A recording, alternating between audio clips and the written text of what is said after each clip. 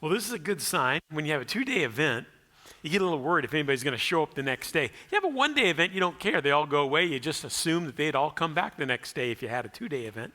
But when you have a 2-day event, you actually go, oh, thank goodness. They actually showed back up. That's good. If you weren't here last night, we haven't met yet. I'm Craig Hazen from Biola University in Southern California. And I'm just guessing that we probably need apologetics a little bit more than you do here in this beautiful part of the country. Oh my gosh, you cannot identify yourself a Christian. You can't share the gospel. You can't do anything of a Christian nature, without people, coming down pretty hard on you with questions. They really do just assume this is all ridiculousness, or it's something nice for you. That's your religion. I'm just glad you go do that, but don't bother me with it, okay? Just don't cross the line, and you're good. My own mother, for goodness sakes, I'm a convert. I did not grow up in a Christian home. I remember when I became a Christian and started to share some of Christ with my mom, and she's like, well, that's good, great, fine, but as long as you don't take it too seriously, Oh, she had no idea, I'm kind of a sold-out Jesus freak, Well, it's great to be here. Next week, I'm off to Wyoming, And I noticed you have some changing weather here. You probably have that going all the time. In California, it's pretty static, just dry, and there's no water, and we're all going to die in a few weeks. But in Wyoming, I guess this time of the year, not only do you get a weather report, they give you a bear report too. In fact, I printed this out. Check this out. So I wanted to see what the weather was like next week. It says, in addition to the weather report, the Forest Service has issued a bear warning in the local mountains. They're urging everyone to protect themselves by wearing bells and carrying pepper spray. Yeah. So I'll have to do that, I guess. Oh, hey, campers and hikers should be alert for signs of fresh bear activity, and they should be able to tell the difference between black bear dung and grizzly bear dung. They must teach that to little school children in Wyoming, Oh, it actually gives some help. Black bear dung is rather small and round. Sometimes you can see fruit seeds and or squirrel fur in it. Huh. Grizzly bear dung has bells in it and smells like pepper spray.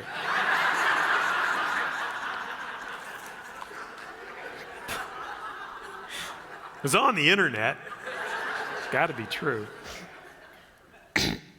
I became a Christian as a senior in high school, and apologetics actually played an important role in my becoming a Christian. I really was kind of like the village atheist or skeptic or whatever at my high school. There were a lot of people gunning for me, and I did hear the gospel, and I was strangely moved by it and began to pursue it a little bit. But thank the Lord, he actually put into my path wonderful answers, because I still, I was wandering around with a skeptic's mind, and I just needed some really solid demonstration. But one of those issues, though, that I had at the time lingered with me even after I became a Christian. That is, what about the other religions? I don't know much about those.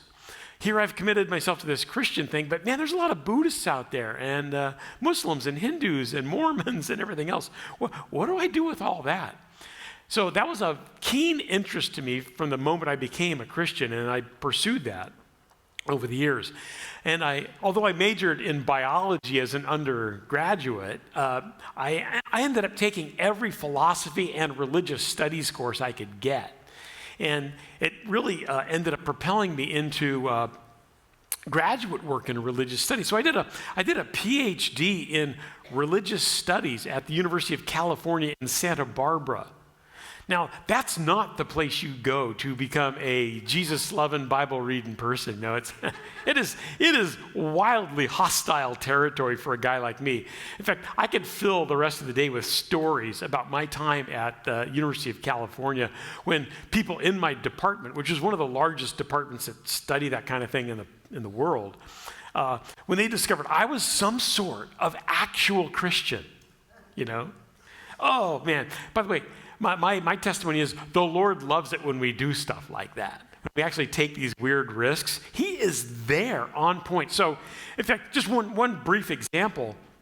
I still hold the record on the entire campus at UC Santa Barbara for winning scholarship money.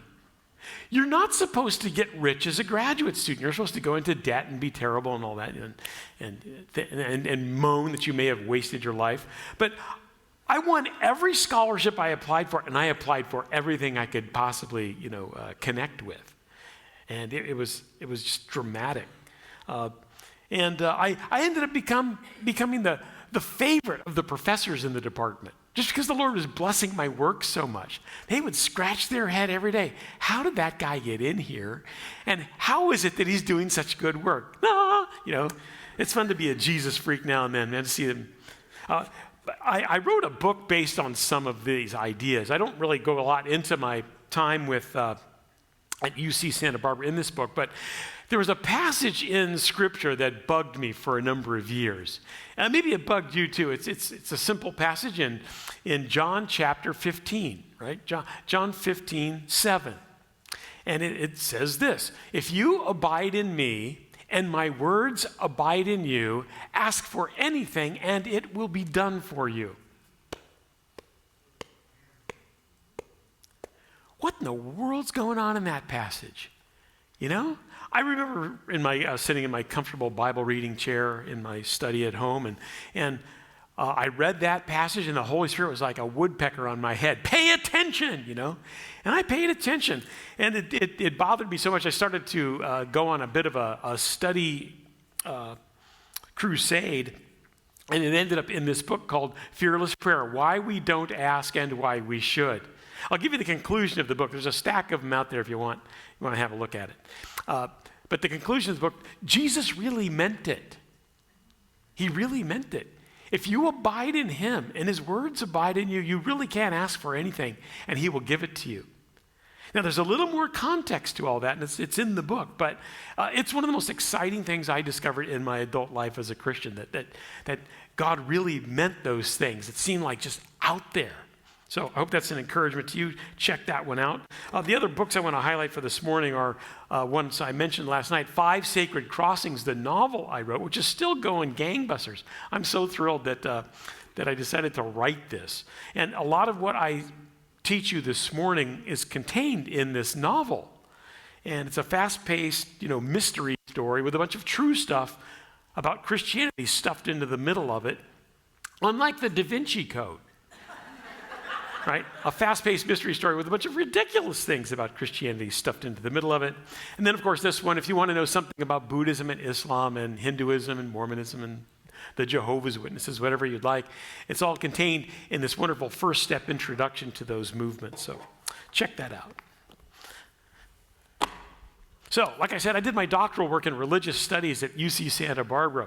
And I got a chance, therefore, to compare my Christianity to the other great religious traditions of the world. And that's a rare opportunity to do it at that level. And so I want to share with you some of my insights that I gained in that process. In fact, I'll give you the conclusion right up front. Here I am. I'm at the University of California. I'm in this lofty graduate department in religious studies, and I'm comparing my Christian faith to the other great world religious traditions. What's the big conclusion? Here it is. Christianity's weird. Here, it's been said. We signed up for a strange one, we did. In fact, if there's a box called religion, here's the box, and you try to drop Christianity in, it won't go in the box. You could push on it, and you can maybe even saw some pieces off and push some more. It won't go in the box. It's like a cat. You ever try to put a cat in a small box? Your kitty. The cat won't go in the box, right? That's just an image I've always had about Christianity going into the box we call religion. It's a terrible fit. It really just doesn't fit the genre at all. And there's a number of reasons that it doesn't fit that genre. And one of them I'll hit you with right up front. And by the way, there are notes on I think it's page 12. Little fill in the blanks. I want to alert you to that because if you got home later and discovered you did not fill in one of those blanks and you have a little OCD, that would make for a terrible weekend. So I want to make sure you know about that.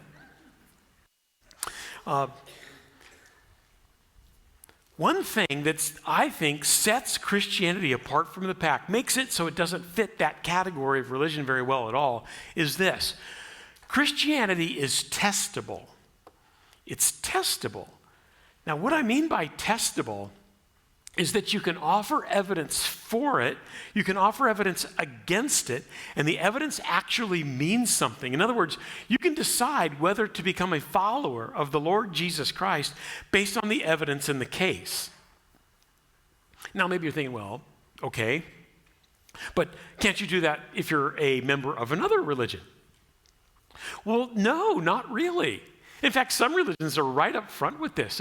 Zen Buddhists, for instance, they think I'm a little crazy because I'm so interested and passionate about evidence and investigation and careful study and research and so on. They think that's all a giant diversion. That's something that takes you away from, wonderful religious experience, not something that brings you closer. And so, in Zen Buddhism, what you want to do is engage in, meditation and certain practices that bring you closer to enlightenment on an inward basis. Right? You want to move closer to enlightenment on the inside. So they're not fans of investigation and research. It's all about what's going on inside of the Zen Buddhist. Now, some religions aren't quite that upfront with it, but some religions sound like they're testable. But then when you poke and prod and do a little research and ask the right questions, it turns out they're really not. I would put the Mormons in that category. It's one of my areas of specialty is Mormonism, and some people think I look like a Mormon. And people always laugh when I say that. I don't know. So let's say you're the church expert in Mormonism. You've actually studied up on it, and they make the mistake of coming to your door on one Saturday morning. They park their bicycles in your flower bed, and they go up to your front door, and they knock, and you open it up, and there they are. But you're ready for them because you've studied up. And so you invite them in, and you have a little conversation with them, and they feel obligated to tell you the basic story of Mormonism, which has, Joseph Smith as a latter-day prophet of God who had an encounter with an angel who told him to go up into a local mountain and dig, and he would find a treasure chest filled with gold plates, and that he would have a special power, by the gift and power of God, to translate these plates upon which were etched ancient Reformed Egyptian characters. And Joseph could translate this, and he does so, and he creates the Book of Mormon, starts the Mormon church, and it's off and running. Now, so you've listened very carefully, and you know something about Mormonism, so you listen patiently. And then when the missionaries are done presenting that basic message, you start to ask a few pointed questions. And there's lots to ask questions about. For instance, is there such a thing as an ancient Reformed Egyptian language? And so on. And once you start asking these questions, what happens? Now, I've had this happen with Mormon missionaries at my door, local bishops. I have, good friends who are the top religion faculty at Brigham Young University, and I actually have 2 Mormon apostles on speed dial. So. We could call them up right now and see if this is true. But when you start to ask them questions about the basic Mormon story, what happens? Some of you know what happens because you've had it happen to you. The Mormon missionaries or the Mormon thinker will take a step back and go, well, I don't know what to do about that, but you have to understand something, Craig Hazen. I have had a feeling inside that it's true. Classically, it's called the burning of the bosom, right? I've had an inner testimony that it's true. You see how it sounded like it was testable, laying out a bunch of testable facts, that could be investigated. But when push came to shove and you really wanted to investigate those facts, they take a step back and they talk about the inner feelings about everything. So sounded like it was testable, but it turns out it's really not. Christianity is very different than that. It truly is testable. I'm saying you can offer evidence for it, you can offer evidence against it, and the evidence actually means something. In order to demonstrate this, let me do this. Let me read to you what I would consider to be one of the strangest passages in all of religious literature. You're not going to find something like this in the Bhagavad Gita or the Buddhist Tripitaka or the Quran or the Book of Mormon. This comes from 1 Corinthians chapter 15. 1 Corinthians 15, verses 12 through 19. In fact, let me just read this to you and see if you can figure out why I would call this one of the strangest passages in all of religious literature. Check this out. The Apostle Paul writes this, 1 Corinthians 15. But if it is preached that Christ has been raised from the dead, how can some of you say there is no resurrection of the dead? If there is no resurrection of the dead, then not even Christ has been raised. And if Christ has not been raised, our preaching is useless, and so is your faith. Really? He continues. More than that, we are then found to be false witnesses about God, for we have testified about God that he raised Christ from the dead. But he did not raise him if in fact the dead are not raised. For if the dead are not raised, then Christ has not been raised either. And if Christ has not been raised, your faith is futile. You're still in your sins. Then those also who have fallen asleep in Christ are lost. If only for this life we have hope in Christ, we are of all people most to be pitied. Why would I call that one of the strangest passages in all of religious literature? Because it's madness. Who would do this to their religion? You know, he set it up for a complete fall. He basically hung the entire thing by a thread, the thread of the resurrection. Right? Here it is. And he invites people to come along and try to cut that thing. Now, it turns out that little thread is made out of some super titanium alloy that breaks any pair of scissors that gets near it. The Apostle Paul had actually seen the risen Jesus, and he trusted that God would protect that evidence as it made its way down through history and confronted us today. See, unless you can really pull this off, unless Jesus really did come back from the dead, this is a terrible way to start a new religion, you know. But the Apostle Paul was very comfortable that Jesus did indeed come back from the dead. And we should too, because although I'm not giving a lecture on it this morning, I love to give lectures on the evidence for the resurrection of Jesus. I think it is one of the best known facts of history that Jesus was alive at point A, he was dead at point B, and he was alive again at point C. I think we can know that to be true. Not just through some spiritual knowledge, but through the carefully discovered facts of history.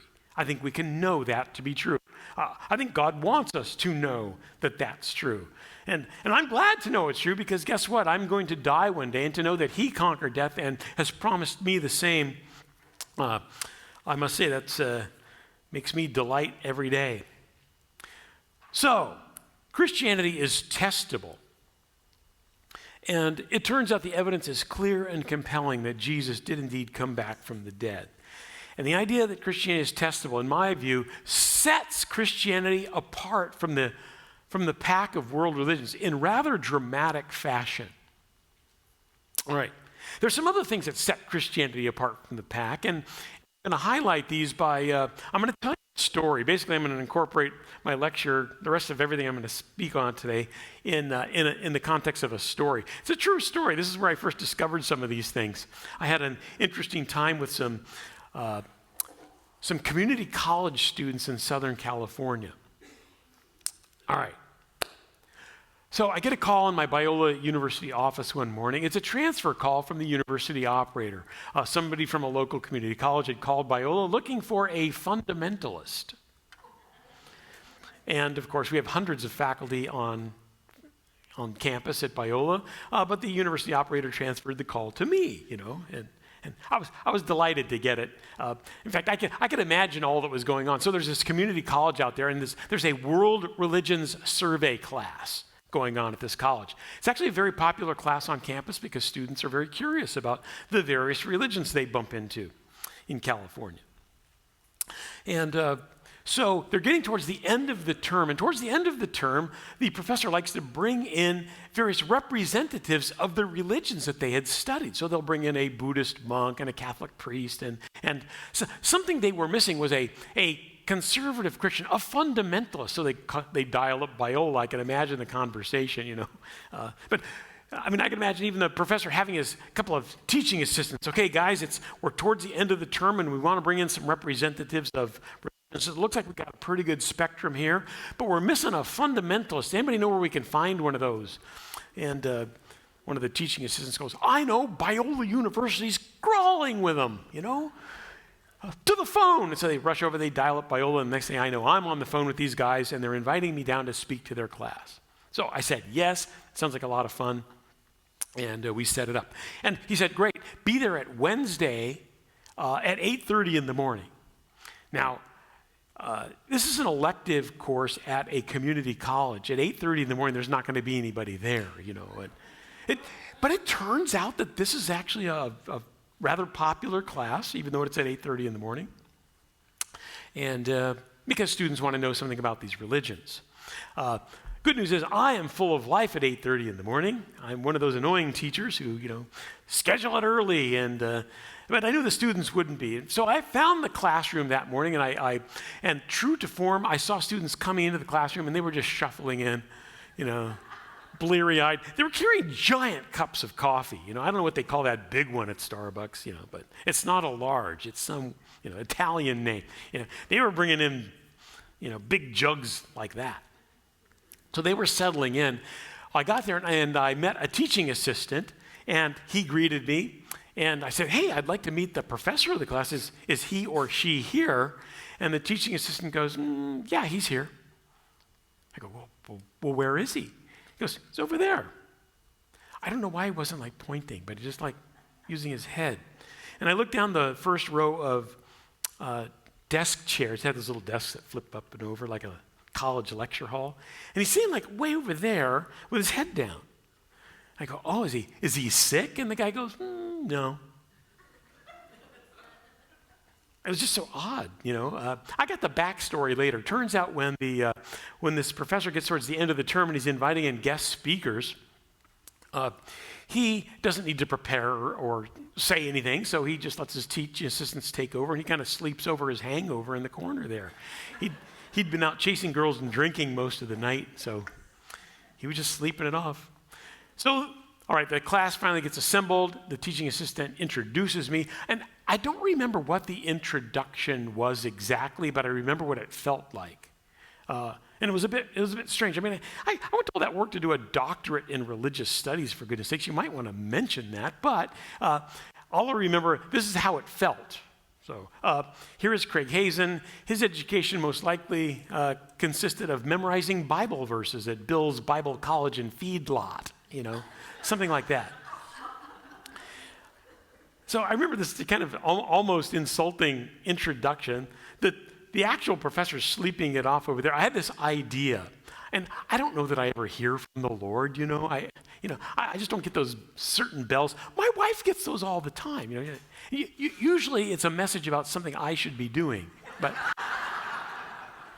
I think this is about as close as I get to having something like that. I had this idea, you have free reign here. And that sounded about right. I'm looking around, and the students are like, and the teaching assistants are on their phones, and that guy's sleeping it off. I'm like, I do have free reign here. So I said, hey, students, glad to be here. I'm a little bit annoying in the morning, but that's okay. And I think that Starbucks will kick in soon, and then you'll be right up there with me. So I was thinking that maybe, because my job here was to give you a lecture on American fundamentalism. Honestly, that's as boring as it sounds. So on the way down here, I was thinking, hey, what would be more fun is if I used my expertise in religious studies, because I've had a chance to study all the great world religious traditions, and I could actually help you go about a proper religious quest. I know a lot of you in this classroom are here to kick the tires, so to speak, on some of these religions, because maybe you're thinking you might want to sign up for one day, and you're wondering what they're really all about. And so I can take you on a little bit of a guided tour through all of that if you'd like. Well, you could tell that Starbucks was kicking in right about then. They're kind of,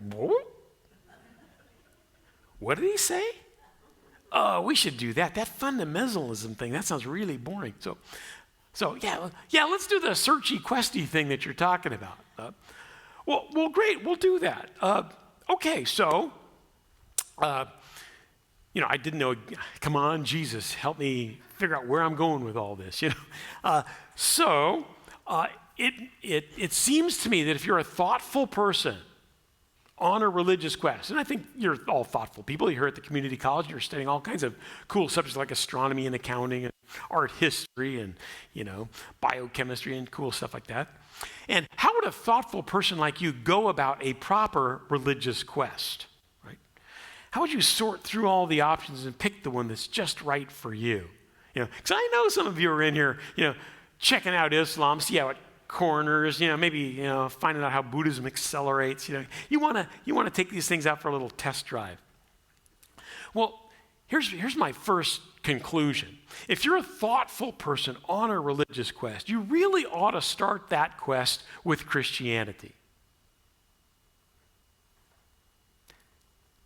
Some of you have this exact same looks on your face that they did. I'm not sure what he said. It didn't seem right, though. No, I think this is the thing you ought to start with. There was a guy sitting in the back of the room. And by the way, this guy was so intriguing to me, he ended up making it as a main character in my novel. We'll call him Darren, because that's the name I give him in the novel. So Darren is sitting directly in the back of the room. And he's like a local surfer guy. He's got long, stringy, blonde hair. And he's sitting in a chair, and it's leaned up against the wall. He's kind of kicking back in the chair. And he's got a skateboard with him. And it turns out this guy's quite a bit smarter than he looks. He's sitting next to two other surfer friends who were no smarter than they looked. They were, But this guy in the middle, Darren, he heard me say that, hey, if you're a thoughtful person on a religious quest, you really ought to start that quest with Christianity. And he had a funny look on his face, and he raises his hand, and he did it in such a weird way.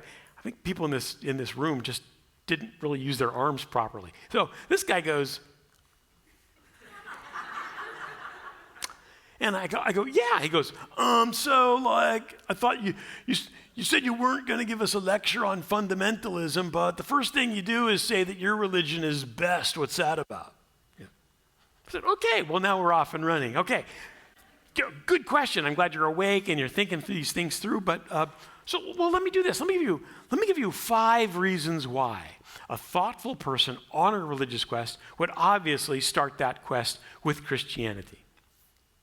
After saying that, I go, why did I say 5? I have no idea if I have 5. I'm pretty sure I had 2, but I had a couple good ones just to start out, and we'll see I thought I'd just see what happens after that. The first reason that a thoughtful person on a religious quest would obviously start that quest with Christianity is that Christianity is testable. And I already talked to you a little bit about that. And I read them this passage in 1 Corinthians chapter 15. And I added a few things to it as well. I said, this makes a lot of sense to start with Christianity because the way it's constructed is that you can do the investigation it requires to find out if you ought to be a follower or not. You can do it in a finite amount of time, right? Because it's really all based on the resurrection of Jesus. If Jesus did not come back from the dead, and this is a legit historical issue that can be investigated, if Jesus didn't come back from the dead, then you can set Christianity aside and move on to some other things. Now, I don't know how long it's going to take you to do this investigation. Maybe it's going to take you 7 hours. Maybe it's going to take you 7 days. Maybe 7 weeks. Maybe 70 years. But in principle, you can investigate it, you can make some decisions, and you can move on. So, that's not true with some other religions. I said to the students, for instance, I was talking with a senior Mahayana Buddhist teacher one time, and I asked him the question, how many trips on the wheel of samsara, that is, birth, death, and rebirth, how many cycles will it take before you're finally liberated, and thrown off into nirvana? He was very excited to be asked that question. He goes, oh, that's a good question. I think it's something like 1 times 10 to the 60th power of lifetimes. If you're a little rusty with your scientific notation, that's 1 with 60 zeros attached to it.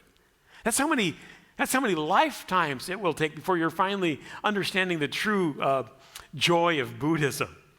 I go, so students in the class, it makes a lot of sense that you start with Christianity, because if you start with Buddhism, you're really never going to make it to another option. You just really have a long haul in front of you.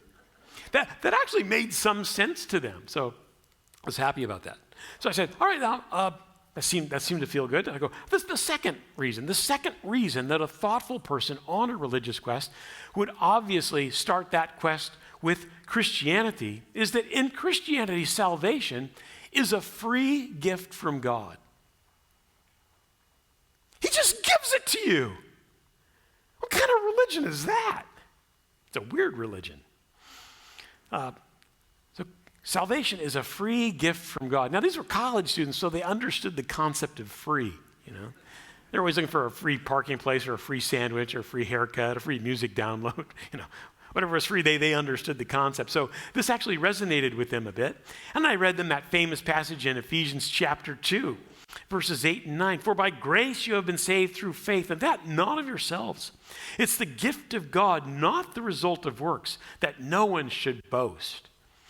I thought that would really have a powerful impact on them. But, students are so unfamiliar with the Bible and its basic ideas that just kind of bounced off of them. So I thought I better come at it from another angle.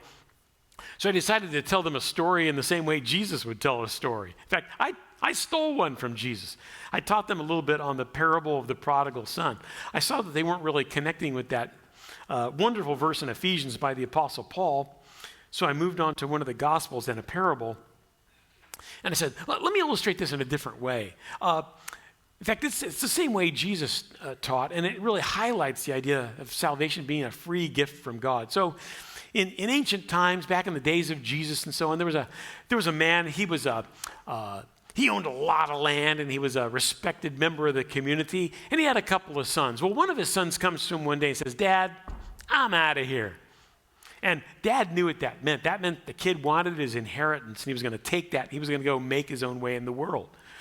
Dad couldn't argue too much with that, so Dad hands the kid a big bag of shekels, and this kid takes off for a far land, the text says. And man, he is blowing that money right and left. It's wine, it's women, it's song all day long. Unfortunately for him, he's running out of money just about the time the economy is collapsing because, there's a drought, there's no agriculture, there's no jobs, and this guy, he doesn't have 2 shekels to rub together anymore. So he's looking for work. Nobody's hiring. He's starting to get hungry, and this good Jewish boy is about to do something unthinkable. He's about ready to leap over the fence into where the pigs are housed, to eat their slop. He was so hungry. And the text says he actually came to his senses at that point. What am I doing? I was living the life at Dad's place, and now look at me. And so repentance starts to work in his heart, and he kind of faces the trail home and starts making that long walk. Dad is out on the porch one day, and he sees the road that goes near his property. There's somebody walking on it way out there. He can't see who it is yet.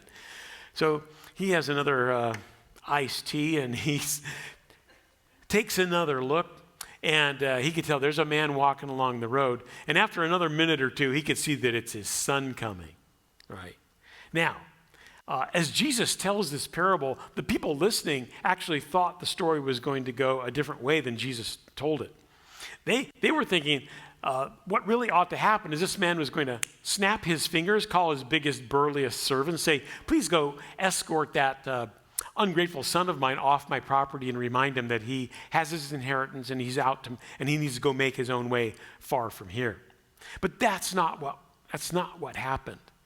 No, in fact, the story that Jesus tells is the Father sees the Son, and he's just overcome by emotion. And he, in a very undignified way for a dignified fellow like this, leaps off the porch and runs to the boy and throws his arms around him and kisses his neck and shouts to his servants, bring a ring, bring a cloak, bring some new sandals, and get the fatted calf on the chopping block, because tonight we are celebrating. My son was lost and now he's found.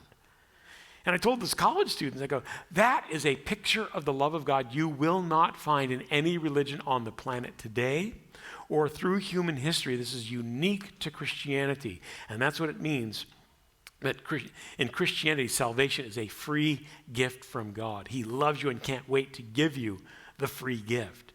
Well, they never heard anything like that. And I must tell you right in this room this morning, brothers and sisters, we don't make enough of that. People are not getting that message from us very well, so we need to up our game.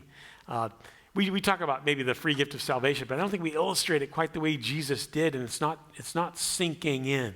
But it's really a remarkable thing, and it's something that catapults Christianity apart from the pack of the great world religious traditions. So we got Christianity is testable. We have Christianity has salvation as a free gift from God. So I'm back in the room with the students. So, all right, the third reason that a thoughtful person on a religious quest would obviously start that quest with Christianity is that with Christianity, you get an amazing worldview fit. You get an amazing worldview fit. I thought that was pretty clever. That was number 3. I didn't really even have 3, and so I'm starting out on new territory.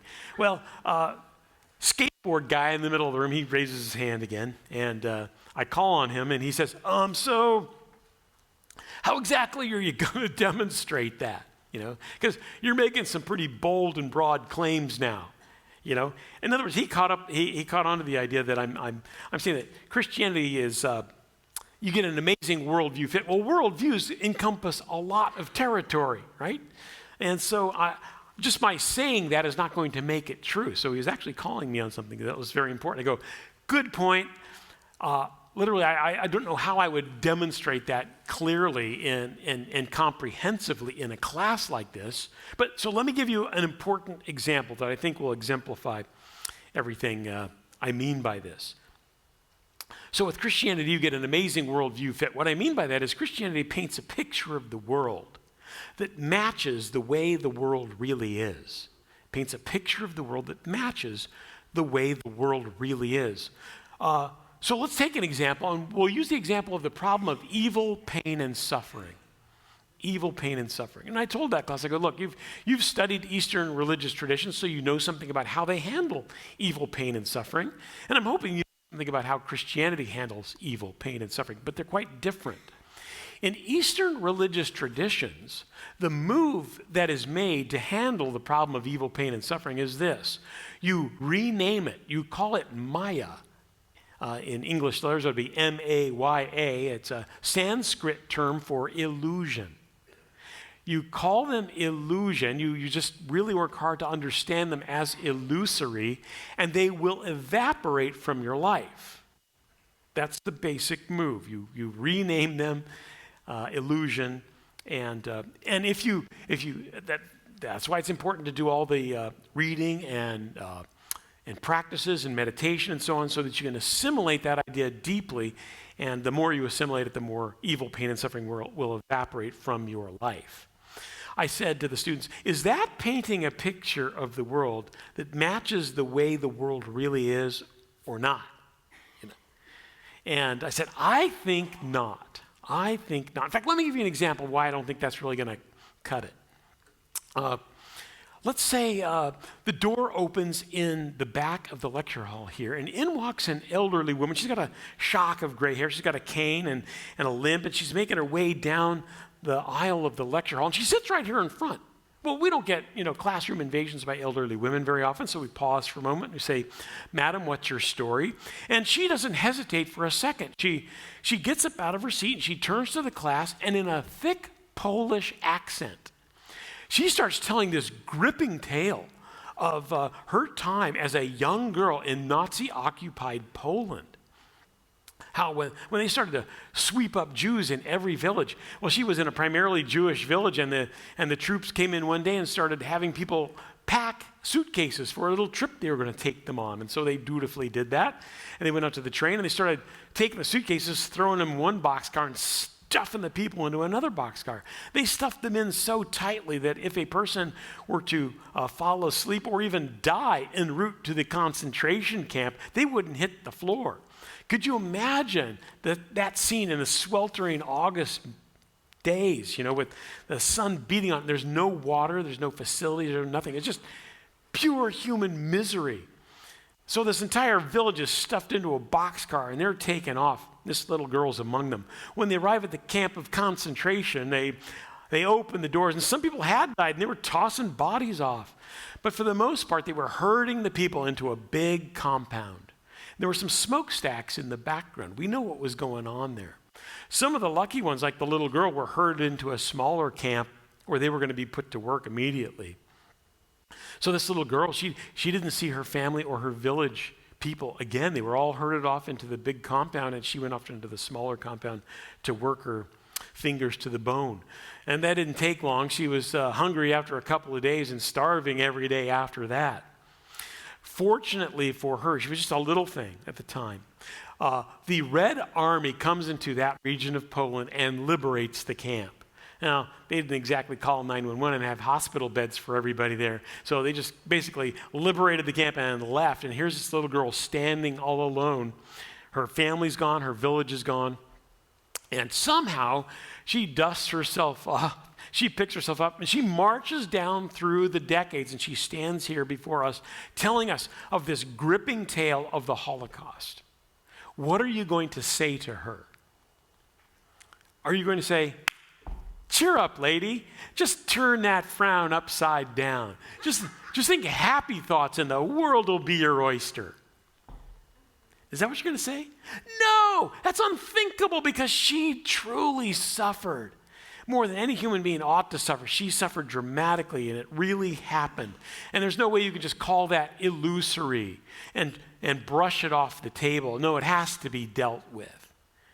And we have to recognize it as such. It's a real feature of the world, and it cannot just be dismissed or brushed aside. How does Christianity deal with evil, pain, and suffering? Well,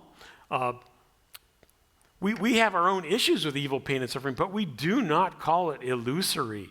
No, we recognize it as real. In fact, our great job as Christians is to recognize evil, pain, and suffering, and our calling is to leap down into the trenches where people are suffering and bear them up in the name of Jesus, who himself suffered dramatically. He knows our pain.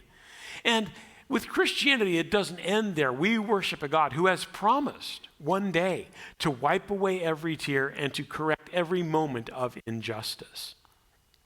That's the God we serve. And that's painting a picture of the world that matches the way the world really is. And that's what we're after. What religion or worldview matches the way the world really is? So with Christianity, you get an amazing worldview fit. Well, I thought I was kind of on a roll there with the students in that community college class. So I went to number 4. By the way, I'm not going to give you number 4. It's in the book if you'd like to take a look at it, but I don't have time for it. It's a little more technical. But I'll give you the word to fill in the blank with, and it is non-compartmentalized. Non-compartmentalized. You get to live a non-compartmentalized life. All right, I'll give you the quick version.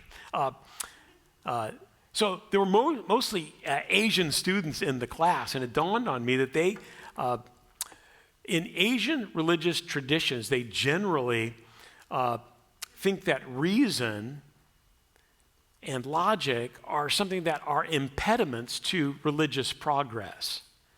And so I claim that they have to live in two worlds to maintain that.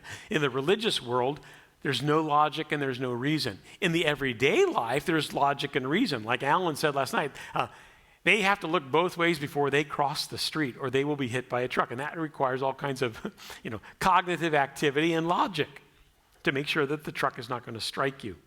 So you have to live with those rules every day. But in the religious life, you actually set those aside as impediments to progress in religion. So in Christianity, those two crash together. We have the logic of everyday life comes together with our love for God, and we're actually called to love God with all our mind, including our heart, soul, and passions, and so on. So it actually goes with Christianity to let logic and reason flow into every aspect of our relationship with God. Not so in Eastern religious traditions. So in Eastern traditions, you live a compartmentalized life. I won't go into that anymore because I want to make sure I close this out, because number 5 really is near and dear to my heart. So I'm up there teaching these students, and it was going pretty well, except for the few comments by skateboard guy. Teacher's over there still sleeping it off. Good for him. So nobody told me when to finish in the classroom.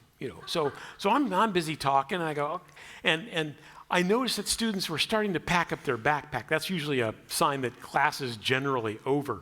I also noticed there's a door over here in the lecture hall. There's a little window, and there was a professor-looking fellow staring through and tapping on his watch. I go, uh-oh, I think the time is up. All right, so I said, all right, hey, everybody hang in it. It looks like we're getting towards the end of the time.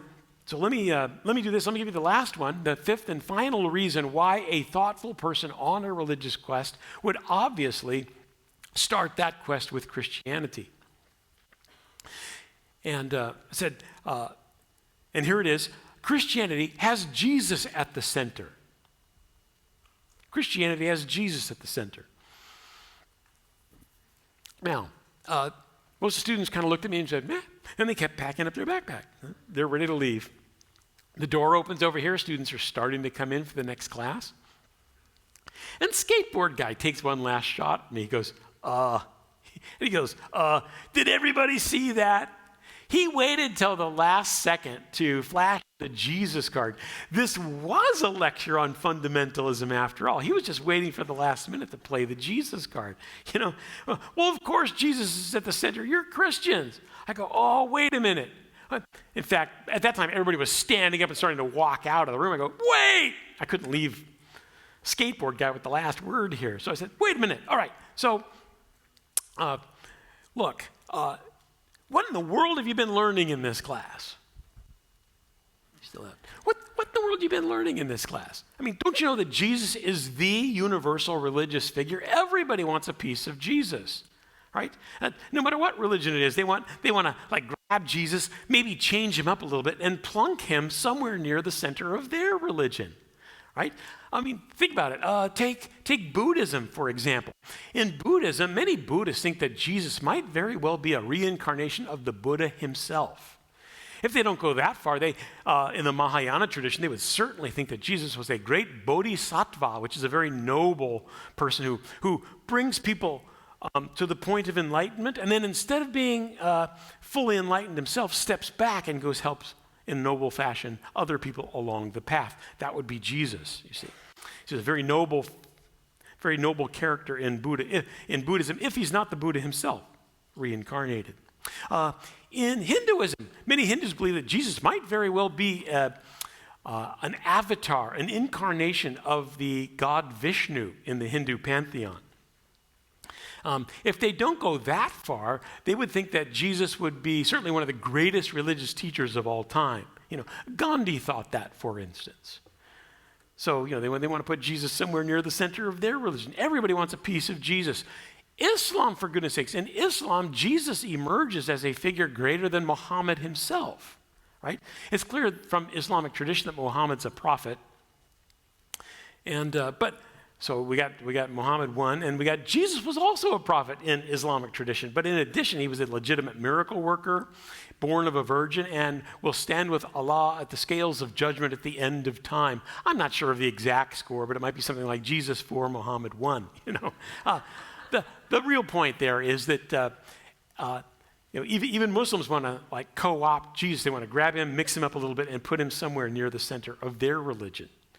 And so if you're a thoughtful person on a religious quest, it makes perfect sense that you would start that quest with the religion that has had Jesus firmly planted at the center from the very beginning.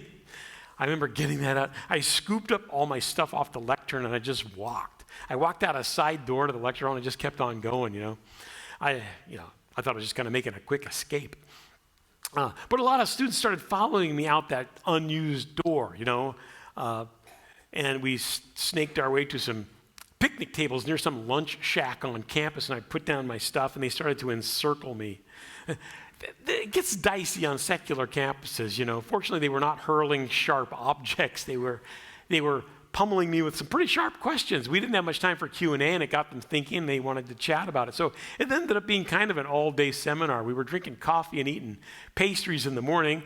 Then we were eating some sandwiches at lunch, and I don't think we made it quite to dinner, but afternoon tea was not out of the question. And so we were just kicking ideas around, but they were really intrigued by the idea that you could use your mind to actually sort through the religious options and maybe find the right one.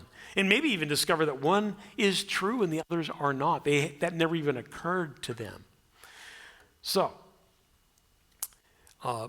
it turns out Christianity is a standout from among the religions of the world. These are just the 5 items that struck me so strongly when I was a grad student at UC Santa Barbara. The more I studied the great world religious traditions, the more I discovered that Christianity just moved away from the pack in rather dramatic fashion. Christianity just doesn't line up well with the idea that it's a religion among all the other religions. And I think this actually answers the question pretty well. That isn't Christianity just one religion among many? No, it's really a standout. And if you're a thoughtful person on a religious quest, you really ought to start that quest with an investigation of Christianity, because it will not disappoint. So that was my message to them, and that was my message to you this morning.